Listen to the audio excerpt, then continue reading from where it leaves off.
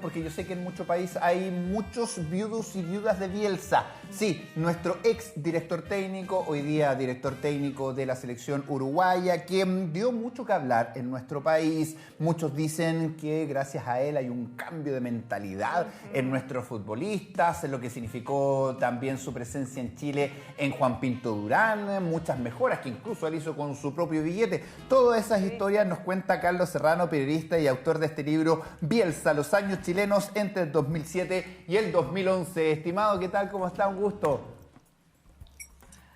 ¿Qué tal? ¿Qué tal? Buenos días. Hola, buenos días. Aquí contento de recibirte para que nos hables precisamente de tu libro inspirado en Bielsa. ¿Por qué él fue tu inspiración?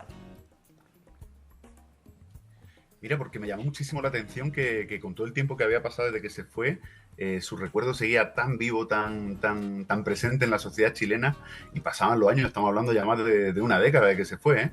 Pero bueno, la gente sigue, bueno, no sé, si cada vez que hay un cambio de seleccionador, la gente ojalá vuelva a Bielsa. Cuando se ganó algún título en la década pasada, la gente se acordaba más de Bielsa que del entrenador de turno, así que me pareció que podía estar bien revisitar su figura y hablar un poco de él, sobre todo de la parte más humana, porque yo pensaba que la parte quizás deportiva y todo eso se había cubierto mucho más, ¿no? Y entonces yo creo que quedaba una persona, un personaje, un retrato que hacer y bueno, y eso se dedica el libro.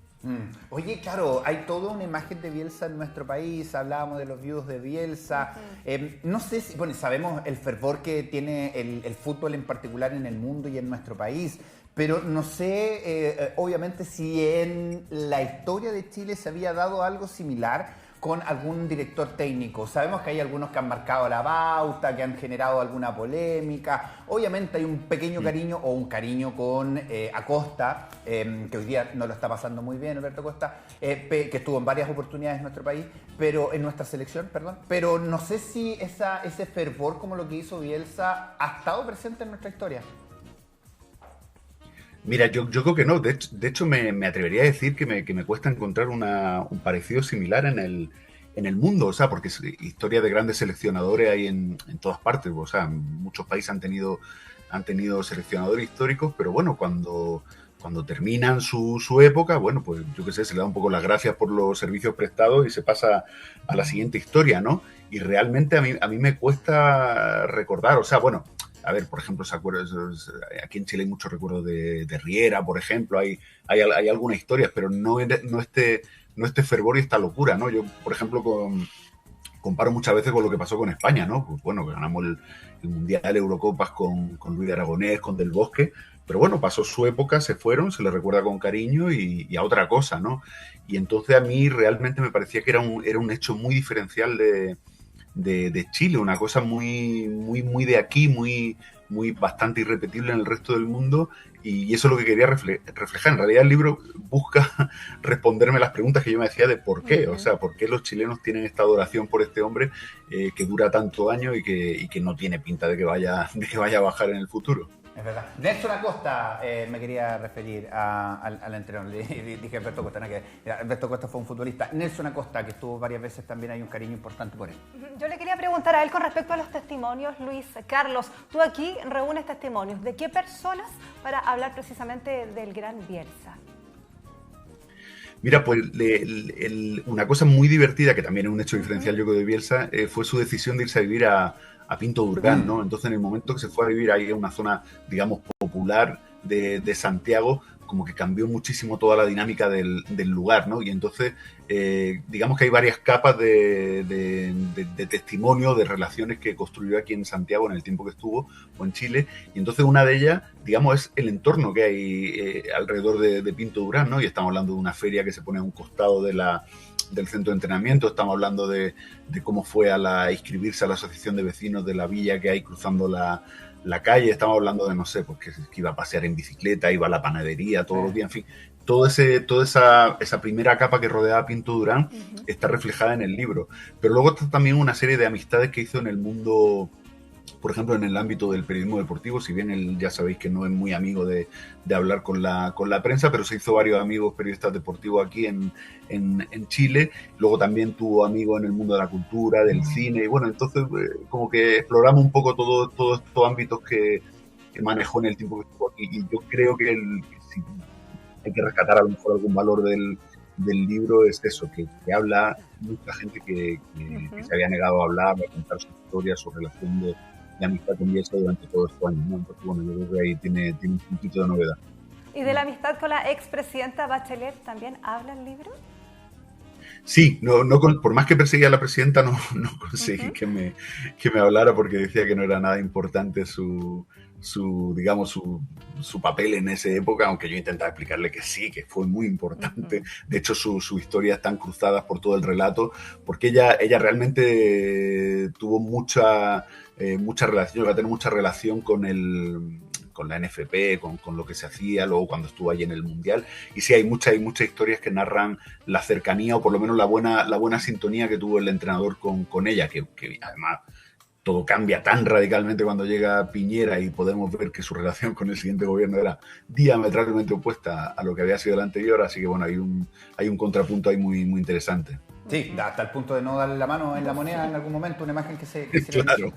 Claro, es verdad. Pero claro, yo no sé si él ha tenido tanto fervor en el mundo. Hoy día está la selección uruguaya con no mucho cariño, después obviamente de la renuncia de Oscar Washington Tabárez, que a él sí lo estiman muchísimo y lo quieren muchísimo en Uruguay. Pero claro, aquí particularmente en nuestro país hay muchos que le aluden a él el cambio de mentalidad de los futbolistas chilenos. Incluso los mismos futbolistas han reconocido en él un entrenador que les sacó mucho el jugo, que les trabajó la mente, la memoria, el ánimo, además de los esquemas de juego. Pero también en el entorno de esas historias es interesante porque él es una persona, a pesar de que tiene buenos sueldos, es muy humilde. De hecho, entiendo que a él le tenían un auto de lujo, pero él quería manejar un auto muy simple. Le tenían puesto un chofer, pero a él le gustaba manejar su auto, dice que se relajaba. Hay varias historias similares. Incluso él puso dinero de su bolsillo para mejorar Juan Pinto Durán.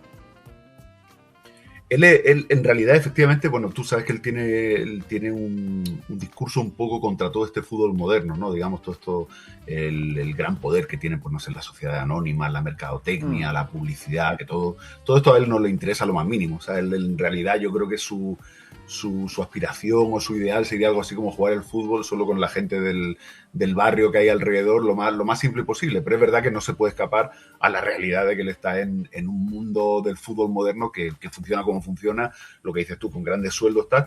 Pero en realidad es verdad que su vida era bastante frugal, una sensación de que necesitaba bastante poco para ser feliz, ¿no?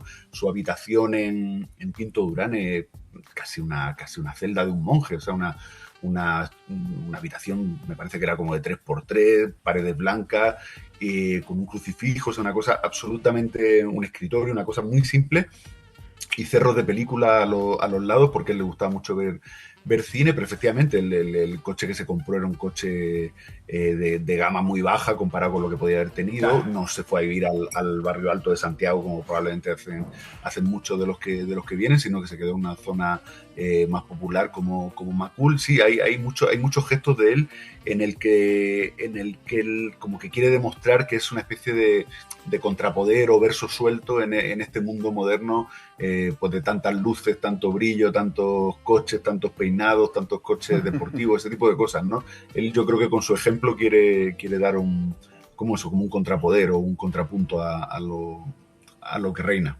Tú lo destacas ahí como un hombre muy humilde, también lo hablaba Luis recientemente. ¿Hay alguna anécdota que aparezca también en este libro con respecto a este tiempo que estuvo Bielsa como director técnico de nuestra selección que cuenta el libro? Sí, mira, bueno, la verdad que el libro son historia. O sea, yo tenía pensado otro tipo de libro, pero cuando empecé a hablar con la gente me di cuenta que cada personaje era una historia, ¿no? Entonces tú puedes ir desde la amistad que tuvo con este famoso verdulero que había cerca de Juan Pinto Durán, al que mandó un día a recibir un premio de la Asociación de Periodistas Deportivos, por ejemplo, o aquella vez que se presentó en un cerro de Valparaíso, en Los Placeres, para visitar un club de barrio por unos señores mayores octogenarios que le habían invitado, y la operación Comando que se organizó allí en el club para que nadie supiera que iba a estar por allí. ¿Qué más historia? O sea, hay muchísimas. El chico este de Curicó de 16 años que se presentó un día con una carta a una charla que iba a dar allí en Curicó, y Bielsa le dijo, bueno, si me analizas 150 partidos, te viene a trabajar conmigo. Se lo analizó y se fue a trabajar con... O sea, hay tanta... Es muy sabroso, o sea, yo lo que le digo a la gente, nadie se espere el mega bombazo que cambia el tal, pero sobre todo dan muchísima intrahistoria de por qué Bielsa caló tan hondo en el corazón de los chilenos y bueno, y por qué es tan duradero su legado y su huella así pasen los años. Su legado, su recuerdo que sigue vigente en cada uno de los chilenos. Oye, Carlos, también preguntarte con respecto a tus libros, a tus historias que has escrito. ¿Hay otro también de inspiración, también como director técnico, o este es el primer libro que escribes de un futbolista, digamos, en este caso un director técnico? No, solo o sea, tengo uno hace como 20 años en España, pero eso fue un pecadito de juventud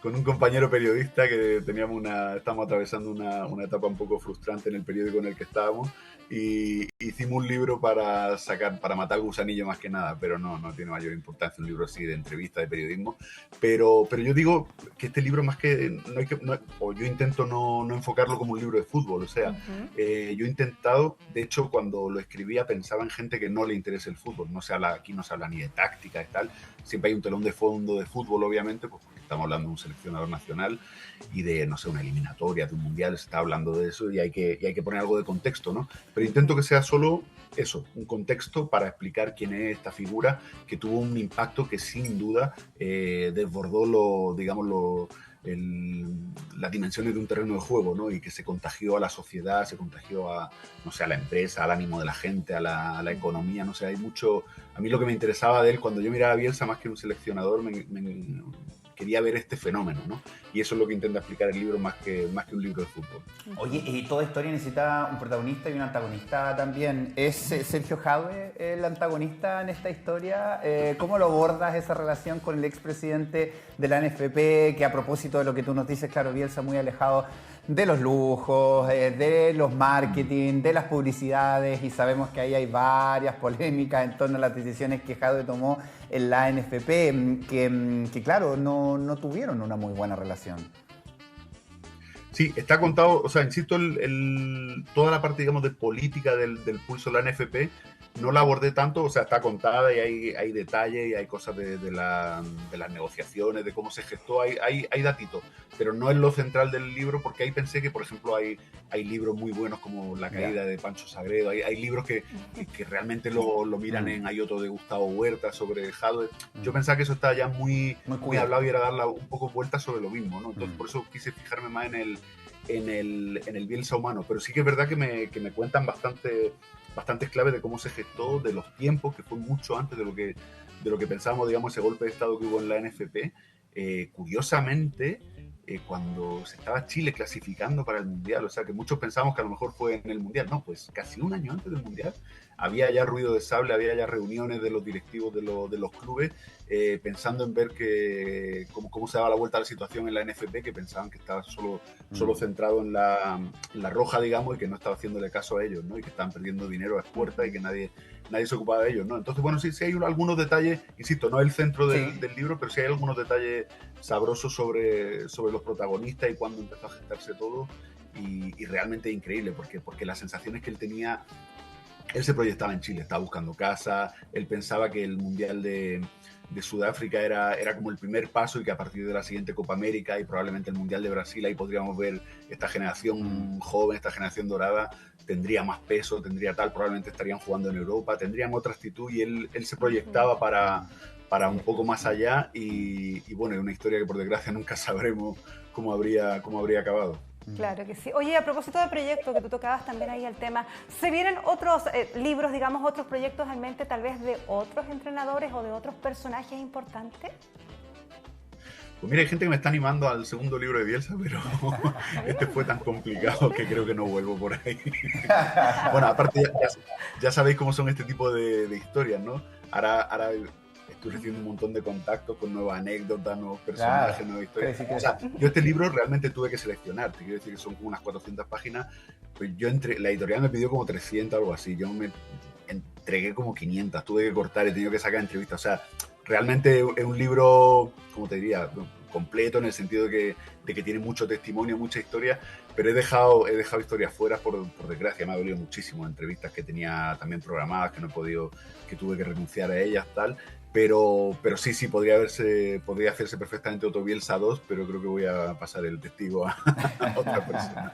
Oye, queremos agradecerte, por supuesto, el libro que lo pueden encontrar en las librerías de forma digital, en ebook también. Gracias por estar acá, un abrazo. Gracias a vosotros, muchísimas gracias por todo. Muchas gracias. Y grande Bielsa, todos lo siguen recordando hasta el día de hoy.